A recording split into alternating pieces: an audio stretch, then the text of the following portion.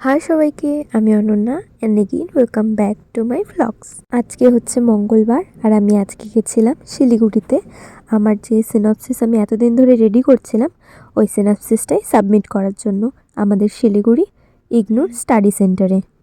যেহেতু সকাল সকাল বেরোবো তাই কাল রাতেই ব্যাগ গুছিয়ে আর জামা কাপড় যেটা পরে যাবো যা যা দরকার ওগুলো সব গুছিয়ে রেখে দিয়েছিলাম।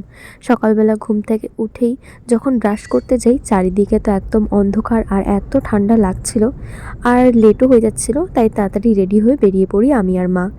আমাদের চৌপতি থেকে আমার যে অন্য ফ্রেন্ডগুলো আসছিলো ওরা আসছিলো 11 মাইল থেকে। ওদের টোটোতে করেই উঠে পড়ি আমি আর মা আর ওদের সাথেই চলে আসি। তারপর যে আমাদের এখানে 6:30টায় ট্রেনটা আছে ওই ট্রেনেই চলে যাই শিলিগুড়ি। সবাই মিলে একসাথে ট্রেনে উঠে পড়ি আর ট্রেনে উঠে গল্প আড্ডা এইসবই করছিলাম। সকালের ইন্টারসিটি ট্রেনে যারা মাঝে মাঝেই বা হঠাৎ যাতায়াত করো তারা অবশ্যই এই দিদিটাকে চিনবে। এই দিদিটা আর তার বাবা মিলে এত সুন্দর গান করে, খুব সুন্দর লাগে এদের গান শুনতে। তাই এদের গান শুনতে শুনতে এনজয় করতে করতে আমরা চলে আসছিলাম। আমার তো ট্রেনে উঠতে খুবই ভালো লাগে। অনেকের আছে যাদের ট্রেন পছন্দ না, একটা কারণ আছে, সে কারণটা আমি আর বলছি না, তোমরা সবাই বুঝে যাবে। কিন্তু আমার ট্রেনে উঠতে এত ভালো লাগে, যেখানে মানে ধরো বাসে চলে যাওয়া যাবে খুব সুবিধাতেই, সেখানে আমি খুঁজি যে ট্রেনের টাইম কখন, ট্রেনে গেলে ভালো হবে কি না, মানে ট্রেনে গেলে সুবিধা হবে কি না ওগুলো দেখি না। ট্রেন আছে তাহলে আমি ট্রেনেই যাব। আর তার সাথে এত সুন্দর ভিউ এনজয় করতে করতে যাচ্ছিলাম। আর তোমাদের কার কার পাহাড় ভালো লাগে আমাকে অবশ্যই কমেন্ট করে জানাবে। না না, তোমরা আবার ভেবো না যে আমি তোমাদেরকে ঘুরতে নিয়ে যাবো পাহাড়ে, ওর জন্য জিজ্ঞাসা করছি। জাস্ট আমাকে কমেন্ট করে জানাবে। তারপর গল্প করতে করতে সেবক ব্রিজও পার করে নিলাম। সব সময় তো আমরা ওই পাশটারই ভিডিও করি, এই পাশটার তো ভিডিও করিই না। জানি না এখানে কিসের কাজ হচ্ছিল, বলতে পারলাম না।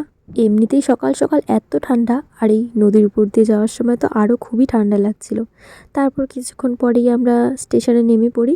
নেমে প্ল্যাটফর্ম দিয়ে হেঁটে বেরিয়ে পড়ছিলাম স্টেশন থেকে। স্টেশন থেকে বেরিয়েই আমরা টোটো খুঁজছিলাম যে আমরা যেখানে যাব আমাদের স্টাডি সেন্টারে ওখানে যাওয়ার জন্য, মানে টোটো ঠিক করছিলাম আর একটু বার্গেনিং করছিলাম।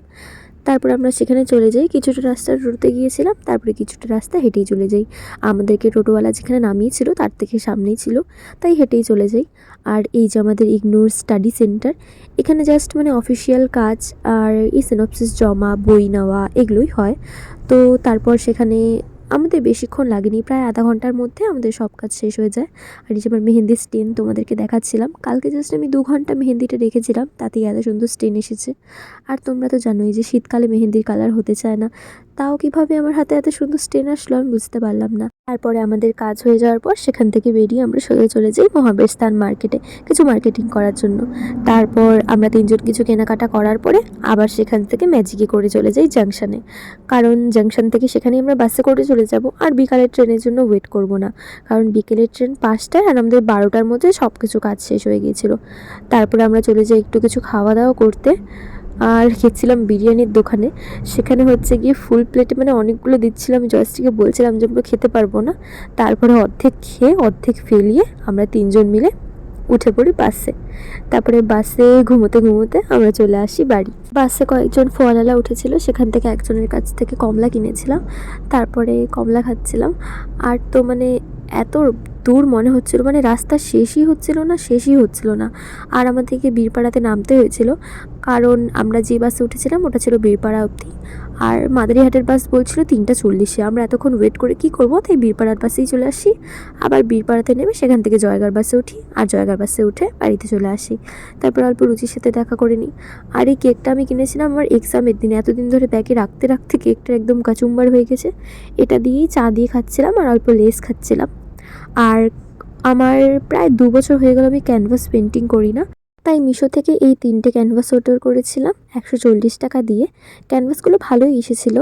140 টাকা দিয়ে যে 3টে পাচ্ছি এটাই অনেক, আমার কাছে তো খুব ভালো লেগেছে। এটাতে আমি পেন্টিং করব আর তোমাদের সাথে শেয়ার করব পরে।